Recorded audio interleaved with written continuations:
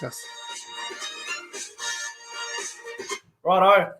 Welcome back to another live stream, lads. Tonight, we are going to be ranking NRL halfbacks from the 2021 NRL season. And joining me to be doing these rankings is Trevor from Shut the Gates. Trev, mate, thanks for coming on the show tonight. I really appreciate it, bro. Nah, thanks for having me. Just keen to rate these halfbacks on all the particular skills. Definitely, mate. Plenty of quality halfbacks there, or maybe not quality, but a lot of maybe really good halfbacks and average halfbacks. But I think having a look at it, there are plenty of them that are very, very good. So I think this is going to be a very good time. But if you guys are new to the channel, make sure you guys hit the subscribe button, like the live stream, and make sure you guys go and check out Trev from Shut the Gates. Go check out his YouTube channel. The link is in the description below. But let's do it. Yeah, shout out to the chat, everyone in the chat. Also, I want to give a shout out to in the chat, Jesse Lidster. He's been giving out a lot of tips lately on what some players' records were from the season. I think this morning he gave me a list of halfbacks from each club this year in their win percentage. So like some players were 6 from 11, some players were 15 from 17. So shout out to Jesse for that. Yeah. There's really good stats. Jesse. Woo. Shout out to Jesse. I had no idea about them because I was looking at halfbacks this afternoon, and I'm going, righto, who do we put in some positions here? Because as you guys can see on the screen, there are some halfbacks here that aren't even playing for these teams. Like Kyle Flanagan, for example, he shouldn't even be on this list. George Williams has gone to England. Morgan's retired. Townsend's gone to the Cowboys. So we're going to use them as you can still rate them. Yeah, exactly. So, yeah, this should be good. I'm looking forward to this. But I reckon we should just get into it, Trev. I think the chat's ready, so let's rip into it, mate. Let's go. So let's have a look at it. The first halfback we're going to rank from the 2021 NRL season. Also, I want to mention quickly as well, these rankings are from the 2021 NRL season. I don't give a shit about their career. I don't care how many grand finals they've won. I don't care how many origins they've played. We're basing it off this season alone. So I don't give a crap if they won 5 Dally-Ms. I don't care. So this is going to be based off this season alone. So let's get into it. We've got 15 people watching us. So let's rip in. The first halfback we're going to rank. Let's rank. Let's go with the Prince of Penrith, Nathan Cleary. Trev, where would you have Nathan Cleary on this list? If we're going off this season, there's no other choice really than elite. You got to say, like, if anyone's going to be elite, it's him. Yeah, no doubt. For the year. No doubt about it. He had a great. He's just got the best. Obviously. It's a great kicking game. One of the best in the NRL. I wouldn't say quite the best, but probably the best all-around player at the moment. A little bit of sus on defense, but his game management and he's picking his time to run is probably some of the best I've seen in the NRL in quite some time. Yeah, I agree, and I think he has improved as well. Like, I used to bag Nathan Cleary a lot. I used to probably be a Nathan Cleary hater for a very long time, and then he proved me wrong for a while there, and good on him for doing that. But yeah, he's definitely improved his game a lot. I think maybe a year ago or two, he probably would have been in the quality section, maybe at the bottom end of quality, because I wasn't a fan of him maybe a year ago. But he's definitely improved on his game, and his year this year was the best year he's ever had in his career so far. So definitely a leader. He's probably a top 3 player. My biggest criticism for Cleary was that I didn't think he could step up in the big games, and going off his Origin record in the years before, he was good when they were winning, but then again couldn't find himself really in the game when they weren't. Like, he hasn't before this year he had a try assist in 6 games. That's right. Just went missing in those big games, but this year he really took that step forward and progressed into a real elite company. Yeah, absolutely. And I think I don't think anyone here will put Nathan Cleary outside of elite. I think he's definitely the first one in the elite, and I think it's a fair call. And let's go on to the next halfback now. Let's go to the West Tigers halfback, Luke Brooks. Luke Brooks is a very interesting one because I think he had a very average season, but he won Tigers Player of the Year, which I found quite strange. I see the potential in Luke Brooks, but he just hasn't been able to put it on the field, and he still hasn't played finals in his career, which is just insane to think. How would you rank Luke Brooks? I'm going to go with Denny here, and just it's going to say not that great. just for the season, he did get the Tigers Player of the Year. Absolutely, Dewey got robbed, or Laurie, they both got robbed. I thought those two were a clear favourite. Luke Brooks somewhere daylight, then 42nd in the squad for Player of the Year, but just not that great for me. Like he hasn't progressed. I talk about progression with Cleary, but his performances hasn't progressed since that first year or two into the competition. You say he hasn't played finals now. It's been 7-8 years he's been in the competition. Still hasn't been able to. I think 2013. So this is 8th season. He hasn't been able to steer the team around. He has had not a whole bunch of like really no settled halves partners. But this year had Dewey for the long stretch of it, and Dewey outshone him in every sort of bit of the word of the game. Yeah. And plus, Luke Brooks was with Benji for a while as well, and he was with Moses Amboy. He had some okay halves. Benji Marshall was good, but him and Benji didn't work at all. And, I don't know what's wrong with Luke Brooks. I think maybe he needs to go to a different club, and maybe he will go up higher on this list. But for now, and his year this year was very average. So I think not that great is probably a fair spot for Luke Brooks. Let's go to the Sharks. Now, obviously, Chad Townsend's on the screen, but we're going to use that as Braden Trindle. Braden Trindle. I think Braden Trindle goes probably in the does the job category for me. What do you reckon, Trev? Yeah, I agree with you. A lot of silly mistakes still in his game. It's more on that line between not that great and does the job. I think there's plenty of good in his game but he is still very young, so he may get better in the future. But this year, probably just does the job. He's very lucky to does the job. Borderlining not that great, to be honest. Just a lot of stupid errors in his game, and he's structurally not the best at the moment. Yeah, I didn't know Braden Trindle had a really good running game. Like when he first came on, I seen him going, he's just going to be a game manager and all that, and his kicking game will be good. But I didn't realize he was that good of a ball runner. So he can move to 5'8" if you really need him to. So he can play both positions really well, I reckon. And I think his dad, Tricky Trindle. His dad was Tricky Trindle, one of the great runners of the game. Yeah, exactly. So, he's a really good young player, Trindle. I think, probably goes and does the job for me. But I can, if he was in not that great, I can understand as well. So we'll put him in does the job for now. We can change later if we need to change anything. Let's go to the Gold Coast Titans halfback, Jamal Fogarty. Don't mind Jamal Fogarty. I think 2020 he was probably a bit better than what he was in 2021. I think Jamal Fogarty is probably going to go and not that great or low end of does the job. But what do you think about Jamal Fogarty? I'd put him in does the job as well. I think I think he's the reason why the Titans had a bit of success this year. I think they were silly for letting him go. I don't understand why they did let him go. I don't just put AJ Brimson in there. I thought he was their captain for a long time. Yes, as well. I just don't really understand why the Titans are letting him go. Like his kicking game is good. He's really come in his own, sort of setting up the play, very structural. And he just needed someone outside him. He was really good with Tyrone Peachey outside him there, and they just sort of shafted them both. Well, I think going to Canberra now, it's just going to free up Jack White, and so I don't know what the Titans have done. Big mistake, man. No, I agree. I agree. He's going to be fantastic at Canberra next year, especially with Jack White outside him. Jack White's a better version of Tyrone Peachey. Runs the ball, has a solid kicking game. 2 solid kicking games, 2 solid passing games. Canberra on the way back up next year, maybe.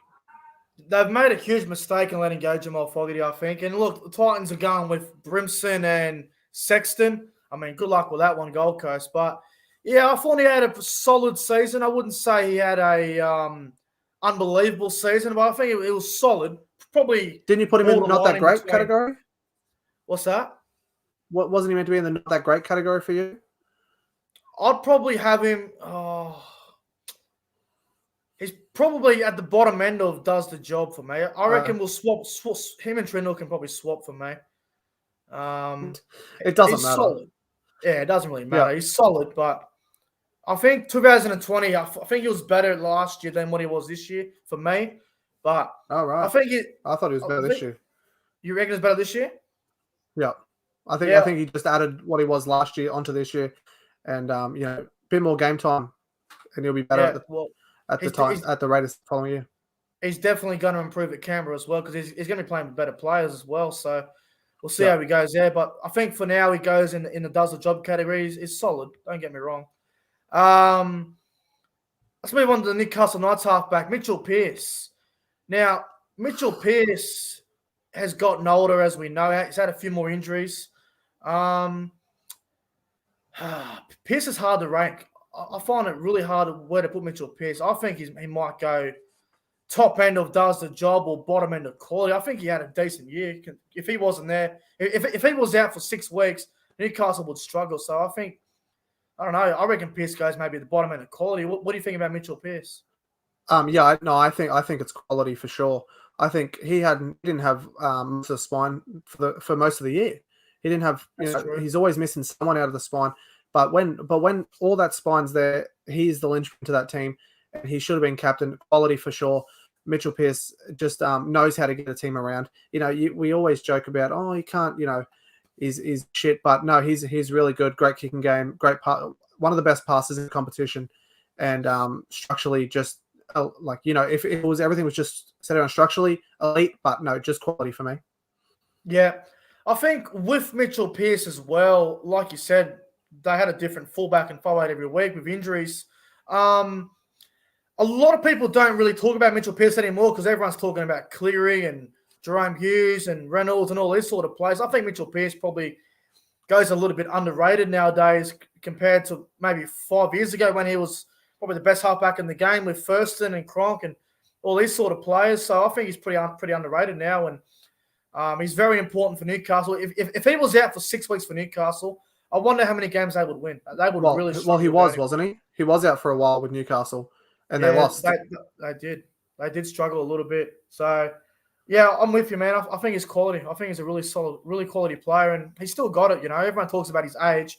He's still got it, man. He's still got it. Definitely. Love Mitchell Pearce. I think he's a great player. Let's move on to the Broncos halfback here, Brody Croft. I think I know where he's going to go in this list. Brody Croft. Wow. Great. Well, he's got to go. He's terrible. It's got to be terrible, right? He played 4 games this year. I don't know, maybe more. But 12. Done well. 12. That's how much he gets noticed. He was terrible this year. Just awful. He played 2 good games for Brisbane at the start of 2020, and then has not been able to play. I can't see 1 good game since he's been after that. I can't remember any good games he played ever.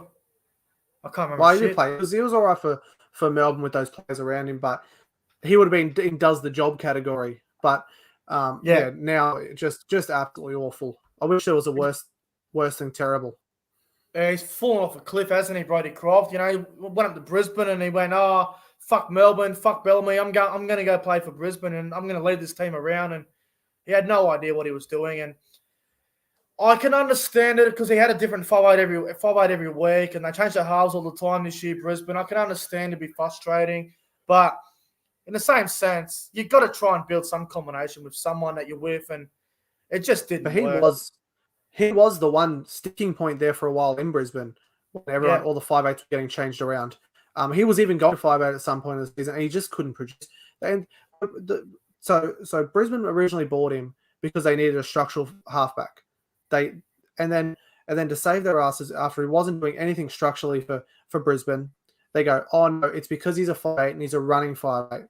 No, he's meant to be structural, and he's a terrible structural halfback football player. And it just hasn't got any better. It's got worse, and he's got worse. And Super League, he's lucky to get a contract there, I think. Oh, he's lucky, all right. And he's going to the team I support in the Super League. So now I have to deal with his bullshit. So what team's that? Salford. Good luck, Brody Croft. Good luck. Jeez, the Reds, they're in trouble. We're going to get relegated. We're fucked. But, Brody Croft, man. Terrible year for the Broncos. Broncos were terrible in general. They had an okay back end of the year, but terrible year from Brody Croft. I wish him all the best. You know, I can see potential in him, but I think maybe his attitude was an issue, and leaving Melbourne probably wasn't the best thing for him. So he probably regrets going up to the Broncos. So I think Brody Croft has an attitude issue, and I think he needs to address it before he becomes a good player again. Oh, well, you never know. We don't know him. We don't know him. Yeah. He could be the nicest bloke on earth for all we know. He could be. Or he could be a piece of shit. Yeah. Righto. Well, let's move on to another halfback. Let's go to a good halfback now. Adam Reynolds. Okay. All right. I think Adam Reynolds had probably the best year he's had in maybe 3 or 4 years. I thought he was outstanding. I think Adam Reynolds is elite. I think this is very, very clear elite. Best kicking game in the competition, bar none. Cleary has the bombs, but Adam Reynolds has everything else in the kicking game.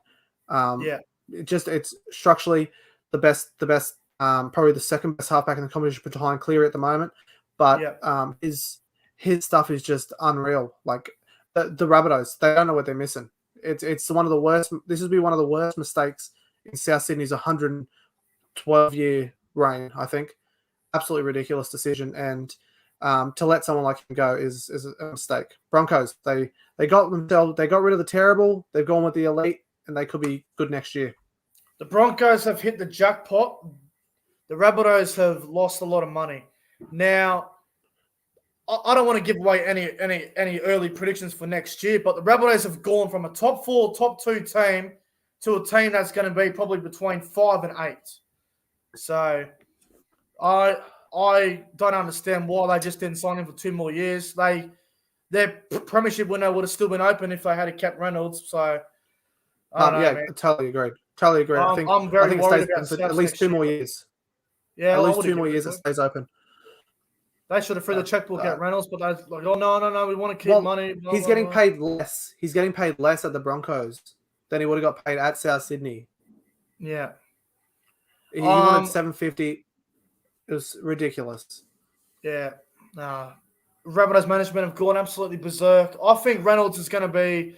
I think Reynolds this year had a really good season. I think if Nathan Cleary wasn't in Origin, he probably would have got picked. But they did go with Moses over Reynolds for Origin 3.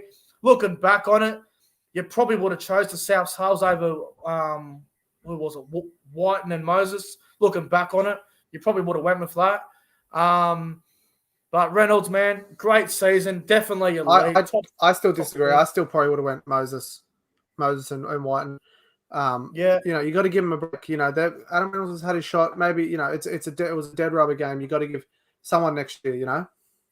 Yeah, that's fair enough as well. I think Reynolds had a really good season, and if he isn't in the elite, I'm not sure where he is, but he had an awesome season for us, and probably for everyone who's watching the video right now. Definitely, Reynolds is in the elite, without a doubt.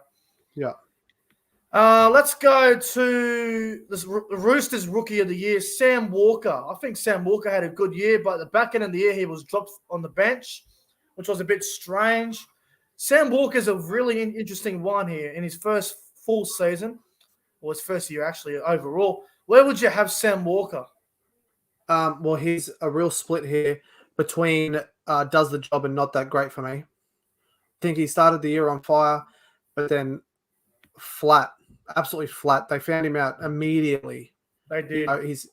When he runs, he's very easy to catch. Just because he doesn't have the strength around him just yet. He needs to have a big off season this year. Not that great is that he has one real big play, and that is the half bridge pass over to the winger, and rookie. Yeah, as well said, Rookie of the Year only because Reece Walsh got caught doing drugs. But there's he was completely he was good for the first the first 5 or 6 games, but then it quickly got found out, and that's he sort of fell off since then. I think maybe not that great because he's only a rookie still. I think that doesn't mean anything. Yeah, I think. Did Sam Walker have a better year than Jamal Fogarty and Braden Trindle for you, or no? That a better. Well, I don't know if did I put Trindle in? Not that does the job. No, No, because he barely played. Like he was out. Like he was on the bench for most of the year. At the end of the year, Yeah, they no, had Drew that's true. Hutchison and that. So yeah, I think these guys they started it for their teams for the whole year. That is true. All right, I reckon we'll put him in. Not that great for now. We can But better change than it Luke up. Brooks though. Oh yeah, definitely in front of Luke Brooks. Luke Brooks was fucked. But yeah, we'll put Hang him on, in front of him. what is this this awards? Can we just talk about this for 1 second? Oh yeah, End of awards. Rugby League History is doing a whole rugby league YouTube award show like the fucking Daly well, let's M's shout in a out couple Rugby of History weeks. for that. What's that? Looks like he's doing a good job here. Apparently Yeah, I'm there's nominated for a couple there's things. I haven't checked. I'll have to check it out. nominated. Okay, I'll have to check it out. So If you go on his and vote for if Shut you the go Gates, on his I guess. community tab, I think you can vote for yourself, which is Yeah. funny. So everyone's getting. I guess I'll have to do that. Yeah, So- vote for yourself. Try and win.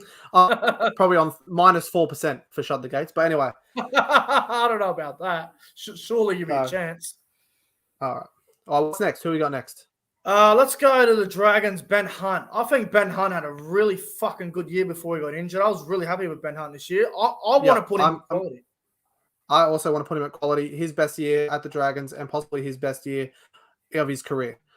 I just think he was great. I think, unlucky with getting that, was it the broken leg late in the year? And I thought he was really, really great. And I thought first year as captain really stepped up and took charge of the Dragons. And, he was, a lot of that stuff where the Dragons didn't win because of the barbecue, but also he was out for a long time as well. Yeah. Well, I would say it's Ben Hunt's best year since probably 2015, I'd say. It's been a while. Sure.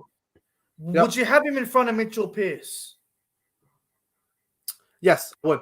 For this year, yeah, definitely. Yeah, same. I think I would too. Just not by much, but I think Mitchell Pearce, as good as he was, he still didn't come across as the quality type of halfback unless he had all those players around him. Where I thought Ben Hunt had a weaker team, had a real weaker team after the whole year, and he still carried them almost to the finals. And if they didn't have that barbecue, who knows what happens? Maybe they make that. Maybe they still fall like that. But if as Denny says in the chat here, if he played the full season, they got into the 8. That's elite for me. Oh yeah, no doubt. With how weak the team was. I'll tell you something crazy about the Dragons. They missed the finals by 2 games. So that's right. They were very close. If Ben Hunt stays fit, the Dragons all they have to do is win 3 out of the last 12, and they get in. That's all they got to do is win 3 games. That's right. So that's right. Yeah, I'm with you. He's very close to elite, very close. So definitely quality for us, without a doubt. Let's go to the Raiders halfback. So obviously George Williams is on the screen, but we're going to use that as Sam Williams from the Raiders. Oh God, I wasn't really a big fan of Sam Williams this year. I'm thinking about where to put him. I think he was better than Brody Croft by a little bit. Was he better than Luke Brooks? I don't think so, but I think Sam Williams had a really shit year. Well, parts of the year it's not his fault though, because parts of the year you can put him in not that great. Parts of the year you can put him in terrible. I'm put him in terrible. You put him in terrible? I put him in terrible. Terrible above Brody Croft.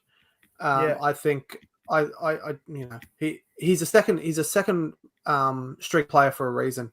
He's completely basic. He's exactly what you think he's going to get.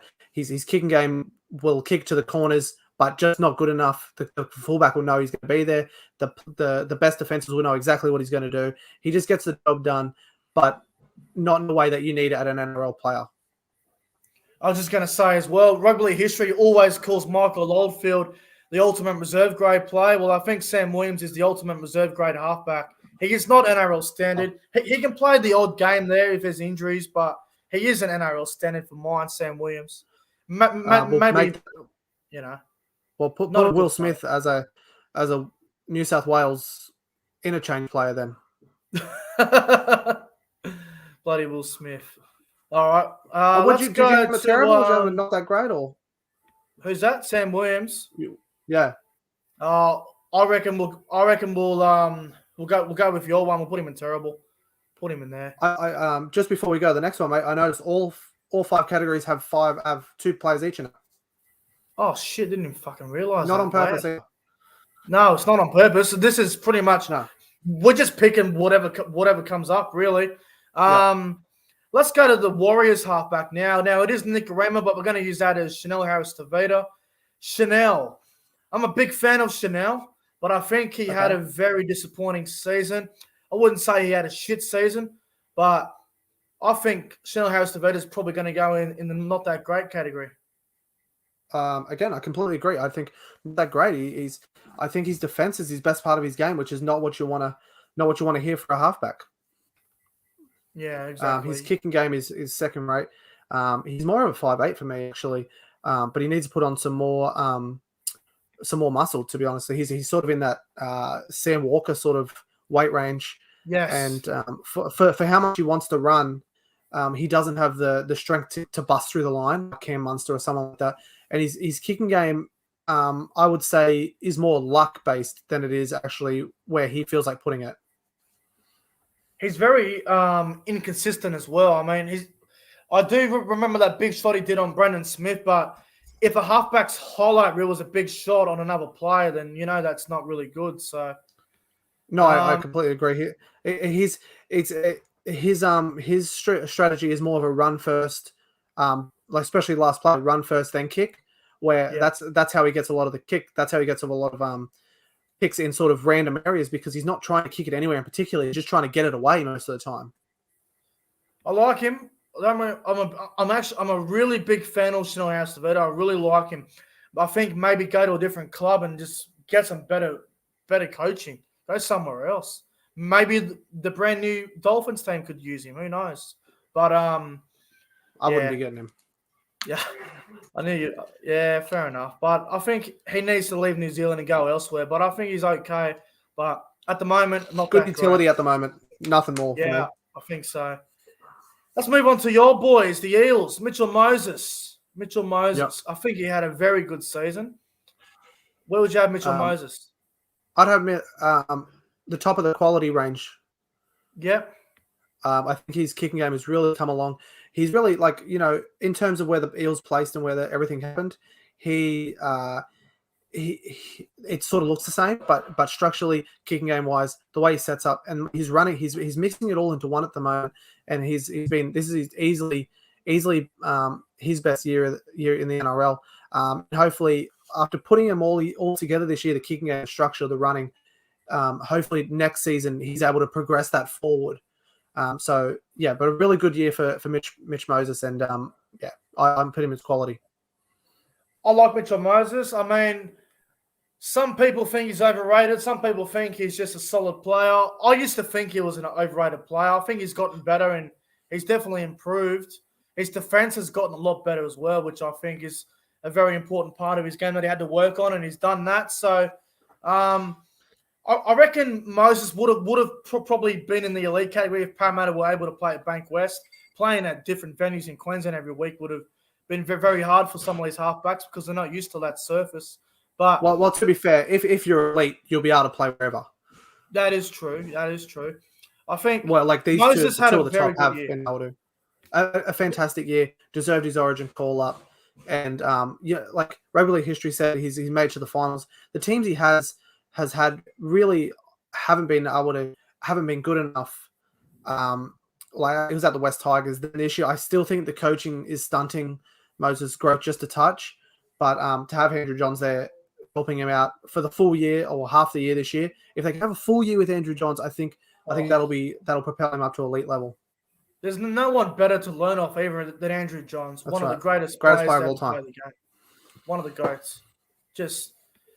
And the scary thing is as well, he's still young. He's only going to get better. So I think Moses is very close to the elite. So, yeah. Definitely close. Very close to the elite, but not yet. But he's not far away. Yeah. Let's go to the Melbourne Storm halfback, Jerome Hughes. I thought Jerome Hughes probably carried Melbourne this year. Munster had a few injuries in and out. I I think Jerome Hughes probably goes to the bottom end of elite, probably just behind Reynolds for me. Okay, I would actually put him in quality behind Ben Hunt. Ooh, If I behind Ben Hunt, really? I think he's a beneficiary of his team. I think and because we're saying some of these teams, some of these players would benefit, like Chanel, Harris, Tavita, Moses. Luke Brooks would be better with a better team, with a better coach. He is the beneficiary of someone with a better coach. I think his kicking game still isn't that great. His big thing is playing off the back of the forwards out into the block plays, and his running game. Structurally, he's still pretty vanilla. Like he's not really original, and but does everything that he's meant to do really well. Yeah. See, I think if you ask, I reckon all of the people out there that are doing this list and say, Jerome Hughes, where is he? Everyone's put him in top 3, but you make a good point, man. His running game is probably his best part about his game at the moment. But that's because he's a fullback. Yeah, he used to play fullback, didn't he? Yes, he did. Yes. So where do we put him where you want. That's just my opinion. I think we should put him maybe just behind Moses. Oh, you put him wherever you like. Let's put him there. Let's put him behind Mitchell Moses. He's definitely a top 5 halfback for me. But, yeah, we'll put him in there. We'll put him just there for now. Let's move on to, Kyle Flanagan's wearing a Roosters jersey, but we're going to use that as the Bulldogs. Jake Avarillo played halfback for the Bulldogs majority of the year, so we're going to use Kyle Flanagan here as Jake Avarillo. I don't know why there's no fucking Bulldogs player on this list, but we're going to use that as Avarillo. Just one thing. People are saying that Hughes is better than Moses. While I think he may be just a touch better structurally, I think Jerome Hughes, if you put him in a team like Parramatta or you put him in the Dragons, I don't think he won't succeed at all. Yeah, I think he'll really flounder, and that's why I put Moses. That's why I put Hughes in quality instead of elite, because I don't think in the lesser teams he wouldn't be that great. Good point. If Jerome Hughes went to a club like the Titans or the Warriors, I wonder how he would go there. That's right. I wonder how he would go there, one of those sides. But let's go to Kyle Flanagan. Jake Avarillo in the Roosters jersey for some reason. We're going to use that as the Bulldogs, Jake Avarillo. Where would you have Avarillo? I think he was okay. The Bulldogs obviously were dog shit, but Avarillo was probably one of their best players for the year, to be honest. Yeah, I think he has. I like him a lot, but I think he's a center. I don't think Avarillo is a halfback whatsoever. But I think I put him in the not that great category simply because the Bulldogs came last. You can't have you can't have a halfback that does the job. I think that the forwards weren't that bad for the forwards weren't that bad for the Dogs this year. But the structure and the quality of play just isn't there from the halfback. So they're just doing, when they're on the line, the 20-meter in the opposition 20, he sends up the forwards, up forwards, and then one play out the back. There's no sort of originality on let's go this side, then that side setting up plays. There's no sort of flow to his attack. It's let's do a play, and then let's do a play, then it's a forward, then let's do a play, set up for a forward again. That's not good enough in the NRL. Yeah, no, that's right. He did have some good moments. I mean, his attack's not bad. His defense still needs a bit of work, but I'm with you. I don't think he's a half. I think he might be. He might even be a fullback. Who the hell knows? But when he first came on the scene, he was playing center. I'm going, he's definitely a center. And then he moved to halfback. I'm going, what the fuck? What was he playing halfback for? He had an okay year, but I don't think he's that great. So I think that's probably perfect for Jake Avarillo to go in the not that great category for now. Yeah, I'm not fully blaming him either. I blame the coaching as well. The attack coaching wasn't great. It wasn't good enough. Yeah, no, it wasn't good enough at all. Let's move on to the Cowboys halfback now. So obviously Michael Morgan's on the screen. He's retired. The Cowboys had about 5 halfbacks all year, to be honest. We're going to use it as Tom Dearden. I think Tom Dearden's going to go in the terrible category. I think you're probably going to agree with that one. No, I actually think he does the job category. To be honest, Really? do I? Tom Dearden? I think he and Drinkwater were the bright sparks of what was a terrible, terrible season for the Cowboys. I think they tried very hard, and I think they just didn't have the outside backs to do it. Hammer was injured a lot. Valentine Holmes is super selfish. Oh. The forwards, they try their best. Too much shuffling around the whole team in general, and you can definitely put him in the not that great category. I can agree with that as well. But I think he and Drinkwater both definitely tried, and I hate Drinkwater, but I think they both definitely tried their hardest, and I think they were the two best parts, besides maybe Robson, were the best parts of the Cowboys this year. I think Tom Dearden also scored plenty of tries too for the Cowboys when he came in. He scored heaps of fucking tries as well. He scored a couple of tries. Well, so you're going to put him in the terrible? Why you just didn't like him, or? I think his defense still needs work. He's still learning. Obviously, coming mid-season doesn't really help when you've had no preseason with anyone else. So it was at the Broncos and then he was at the Cowboys. I think he's definitely going to improve. He's only, I don't know, how old is he? 19? He's only a kid still. So he's definitely going to improve. But the Broncos did give him a chance. The Broncos fucked him. We know that. Definitely fucked him. All right. So if you reckon does the job, I reckon terrible. I reckon we just go in the middle and put him in not that great. I think he's okay. Let's do it.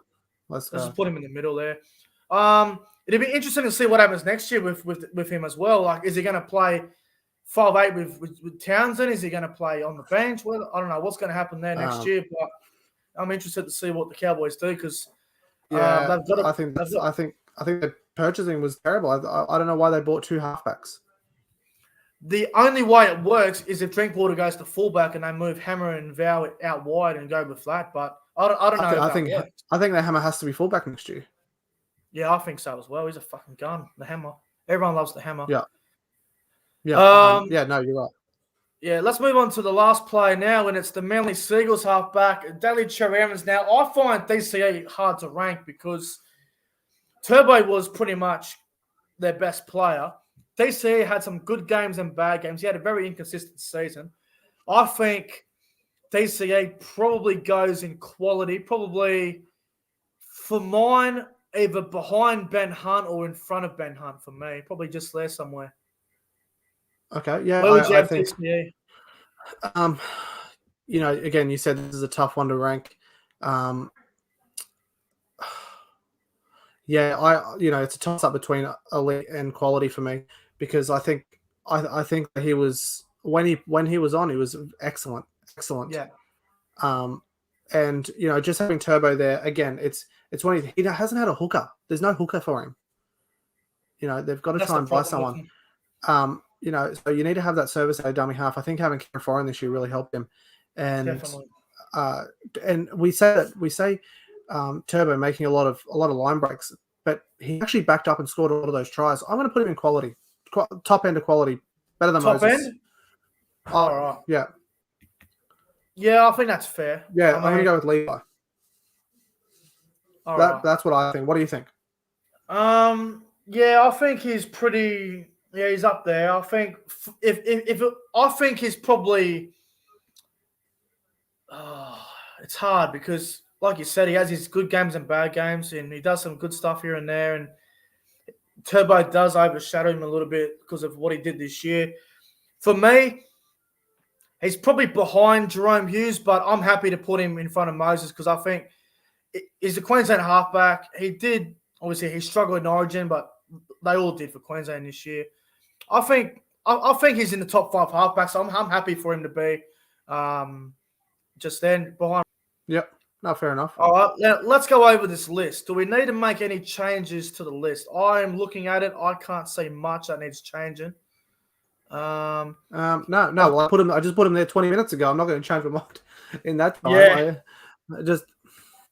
I think Nathan Cleary and Adam Reynolds are definitely the top 2. And then Cherry Evans, Moses, Hughes, and Hunt probably pick themselves between 3 and 6. Then it's Mitchell Pearce. And then Trindle and Fogarty are very, very good.